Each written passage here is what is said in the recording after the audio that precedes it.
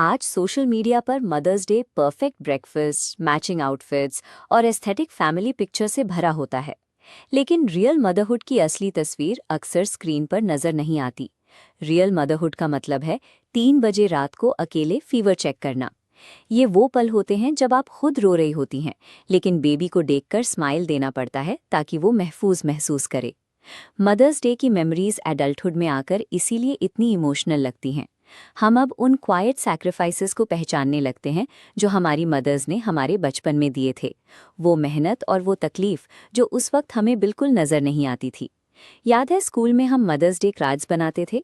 World's best mom और love you मम्मा के उन सिंपल कार्ड्स के लिए हमें लगता था कि इतनी एफर्ट काफ़ी है। फिर घर आकर हम देखते थे कि मम्मा ने उस छोटे से पेपर कार्ड को ऐसे संभाल कर रखा है जैसे कोई गोल्ड ट्रॉफी हो। उस वक्त हमें लगता था कि शायद कार्ड ही बहुत स्पेशल है। हमें उनकी उस मुस्कुराहट के पीछे का गहरा मतलब समझ नहीं आता था। आज समझ आता है कि मदर्स एक्सपेंसिव गिफ्ट्स के बजाय उन मोमेंट्स को याद रखती हैं जब उनका बच्चा उन्हें जेन्युइनली अप्रिशिएट करता है। एक सिंपल सा हग या वो स्कूल का हैंडमेड गिफ्ट उनकी पूरे दिन की थकन मिटा देता था। वो थोड़ा सा सुकून उन्हें नए सिरे से लड़ने की हिम्मत देता था। फिर एक दिन लाइफ फ्लिप हो जाती है। आप खुद माँ बनती हैं और अचानक आपकी अपनी मामा की सारी बातें याद आनी शुरू होती हैं। जब रात की नींदें पूरी नहीं होती और एग्जॉस्शन हिट करती है तो बचपन की पुरानी मेमोरीज के नए मतलब निकलने लगते हैं। जल्दी सो जाओ बेटा, पानी पी लो, बाहर ठंड है, स्वेटर पहनो। ये सब बातें बचपन में अनॉय करती थीं। हमें लगता था कि वो बस ओवर प्रोटेक्टिव हैं और हर चीज़ में टोक रही हैं। आज समझ आता कि वो कांस्टेंट एंग्जाइटी और लव था। हर वक्त किसी दूसरे इंसान की फिक्र करना ही उनका तरीका मोहब्बत था।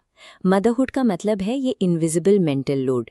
एक तरफ आपकी फिजिकल एनर्जी बिल्कुल ख़त्म हो चुकी होती है और दूसरी तरफ आपका दिमाग हर वक्त किसी और की सर्वाइवल के लिए अलर्ट रहता है। मदर्स डे पे हम अक्सर केयरगिवर को सेलिब्रेट करते हैं, लेकिन अडल्टहुड में हम अपनी मदर को उनके टाइटल से हटकर देखना शुरू करते हैं।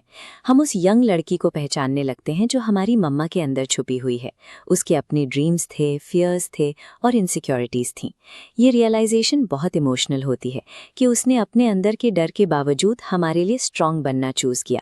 बचपन में हमें सिर्फ उनकी मैनेजमेंट नज़र आती थी, लेकिन अब हमें उनके वो प्राइवेट ब्रेकडाउन्स भी महसूस होते हैं जो उन्होंने कभी जाहिर नहीं होने दिए। उन्होंने खुद को समेटा ताकि हमारा बचपन बिखरे नहीं। ये एम्पैथी ही हमारी अडल्टहुड का सबसे बड़ा सबक है। मदरहुड के बोझ को हर जनरेशन अपने तरीके से हैंडल करती है। हमारी मदर्स की जनरेशन में सैक्रिफाइस को मोहब्बत का मैट्रिक समझा जाता था। बर्नआउट को रिस्पॉन्सिबिलिटी समझकर बर्दाश्त करना उनका मॉडल था। आज की मदर्स हीलिंग और बाउंड्रीज को प्रायोरिटी दे रही हैं। अपनी हेल्थ का ख्याल रखना बच्चों के लिए ज़रूरी है। हम अब अपने बच्चों को एक सेफ इमोशनल एनवायरनमेंट देने पर फोकस कर रही हैं। हम रियलाइज़ करती हैं कि हमारा पुरसुकून होना उनकी मेंटल हेल्थ के लिए सबसे बेहतर है। हम अब प्रेजेंट मदरहुड की कोशिश कर रही हैं, जहां हम अपने इमोशंस के साथ ऑनेस्टी से रहते हैं, और यही जनरेशनल चेंज है। मदर्स डे की सबसे सच्ची मेमोरी अक्सर वो सिंपल सा सवाल होता है, खाना खा लिया? इस एक सेंटेंस में उनकी सालों की फिक्र और अनकंडीशनल लव छुपा होता है, चाहे आपकी उम्र कुछ भी हो।